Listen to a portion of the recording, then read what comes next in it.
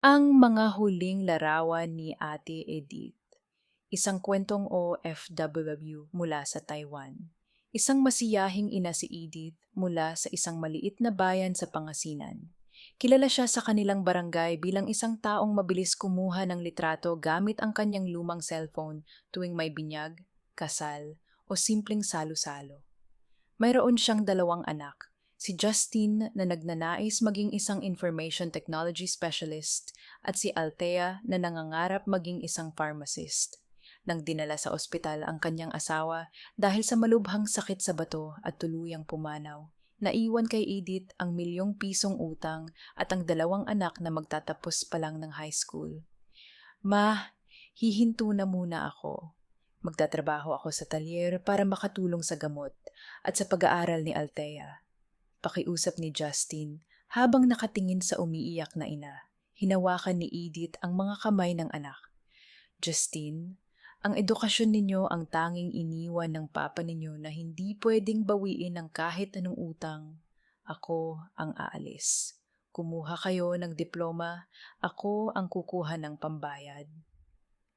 Sa edad na 42, lumipad si Edith patungong Taoyuan, Taiwan upang magtrabaho bilang isang factory worker sa isang malaking kumpanya ng mga semiconductor at microchip. Sa Taiwan, ang buhay ni Edith ay naging isang karera laban sa oras at pagod. Ang kanyang trabaho ay mag-assemble at mag-inspect ng mga maliliit na piyesa ng computer sa loob ng 12 oras bawat shift. Suot ang isang masikip na cleanroom suite, isang puting kasuotan na natatakpan pati ang mukha maliban sa mga mata. Nakatayo si Edith buong magdamag sa ilalim ng mga fluorescent light. Ang tindi ng konsentrasyon sa maliliit na microchip ay nagdulot ng labis na pagkababa ng grado ng kanyang paningin, at ang kanyang mga binti ay madalas na mamanhid sa matagal na pagtayo. Ngunit may isang bagay na nagpapanatili ng ngiti sa mga labi ni Edith. Bawat gabi matapos ang kanyang pagod na shift, binubuksan niya ang kanyang group chat kasama ang mga anak. Dahil ayaw niyang mag-alala ang mga ito, bago siya pumasok sa pabrika, o kaya'y tuwing day off niya sa Taipei 101, kumukuha siya ng larawan ng kanyang sarili na laging nakangiti at naka-peace sign. Inipon niya ang mga larawang ito sa isang digital album sa kanyang telepono na pinangalanan niyang Para sa Pangarap ni na Justin at Althea. Tingnan ninyo, ang ganda ng Taiwan. Masarap ang pagkain dito at hindi napapagod si Mama. Kaya mag-aral kayong mabuti, ha?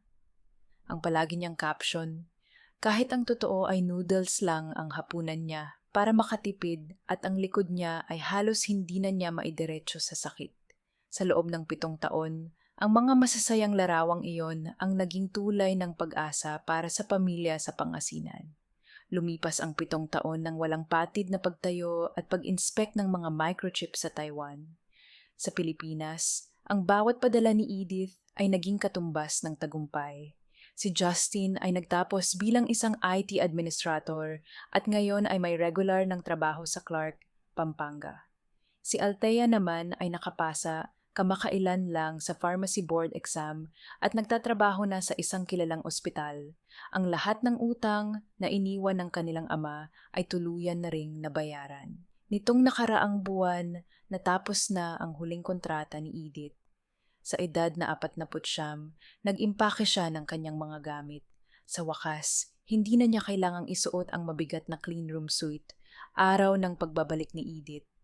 Pagbaba niya sa terminal ng airport sa Maynila, sinalubong siya ni na Justin at Althea na may bitbit na malaking banner na may nakasulat na Welcome home, Ma.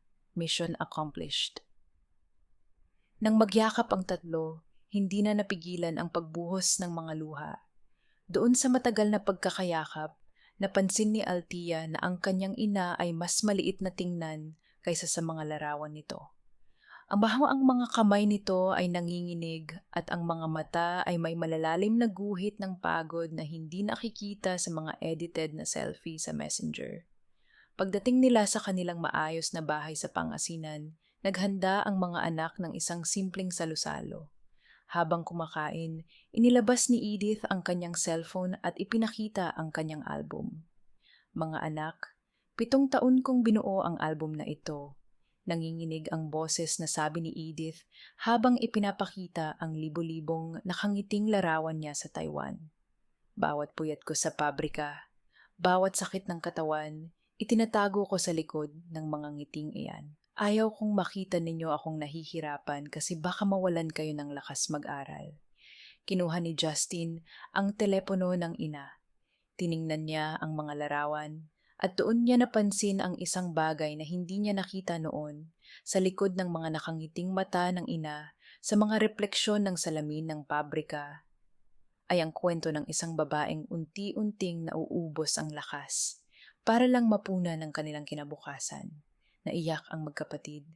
Kinuha ni Althea ang sarili niyang telepono at itinabi ito sa ina. Kumuha siya ng isang bagong larawan, silang tatlo, magkayakap, walang pekeng anggulo, walang pagtatago. Ma, salamat po. Ito ang pinakamagandang larawan natin. Umiiyak na sabi ni Althea. Hindi mo na kailangang magtago sa likod ng kamera o magpanggap na masaya sa ibang bansa. Nandito ka na, kami naman ang magpapasaya at mag-aalaga sa iyo araw-araw.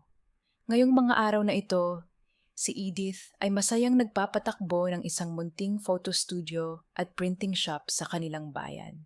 Hindi na siya nakatayo ng 12 oras sa ilalim ng malamig na makina sa Taiwan. Nakaupo siya sa kanyang desk, nakangiting kinukuhanan ng larawan ng mga magtatapos na mag-aaral sa kanilang lugar habang masayang nag-aantay sa pag-uwi ng kanyang sariling mga anak tuwing katapusan ng linggo. Wala siyang dalang mga mamahaling ginto o branded na gamit mula sa Taoyuan. Ngunit sa pamamagitan ng kanyang mga ngiti, sakripisyo at walang katapusang pagmamahal, nagawa niyang i-capture ang pinakamaganda at pinakamatatag na bersyon ng kinabukasan para sa kanyang pamilya. Para sa lahat ng mga Ate Edith na nagtitiis sa Taiwan, South Korea at Japan bilang mga factory workers at machine operators. Ang inyong pagtitiis sa loob ng mga mahihigpit na uniforme, ang pagharap sa mga nakakapagod na shift, at ang pagtatago ng inyong sariling hirap upang maging lakas ng inyong pamilya ay ang pinakadakilang sining ng pagmamahal. Ang bawat sakripisyo ninyo ay hindi kailanman mabubura dahil ito ay permanenteng nakaukit sa tagumpay ng inyong mga anak.